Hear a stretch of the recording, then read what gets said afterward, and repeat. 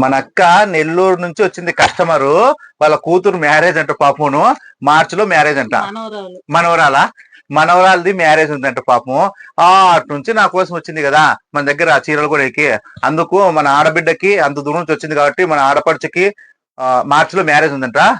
ఒక అన్నలా నేను ఇస్తా ఉండే పట్టు చీర మా పాపకి పెళ్లికి నేను ఇచ్చే గిఫ్ట్ తెలిసినా.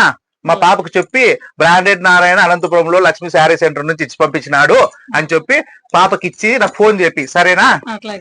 సరే అక్క, అంత దూరం నుంచి అభిమానించి వస్తారు కదా, అందుకు నాకు రోజు సెంటిమెంట్ ఎక్కువ. అందుకు అక్క కిందికి దిగినాక మళ్ళీ పిలిపించుకున్నా. 2 సార్లు పిలిచినా మళ్ళీ ఆటోలు పెట్టొచ్చినావా? మా పాప ఉంది, అప్పు ఎక్కువ ఆటో. సరే అక్క, తెలుసు కదా అక్కలు ఆటో ఎక్కి వెళ్ళిపోయి ఆమెని నాకు ఎందుకు మనసు బాధ అనిపించి, పాప మనవరాలు పెళ్లినైనా అనుకుంటే అబ్బాయి పోయిందా, ఏదో వాళ్ళ బాధలు నాకు చెప్పింది, పోయింది ఆమె. అందుకు నాకు రోజు మనసు వచ్చినట్లయితే ఆటోలో వచ్చి మా పాపకి వచ్చింది. ఆటో కాపులా పెట్టి మా ఇంట్లో పని పాప నాడు పెట్టేసి అక్కడ నేను పిలుచుకొచ్చి మళ్ళీ పట్టు తెరిచి పంపిస్తాను.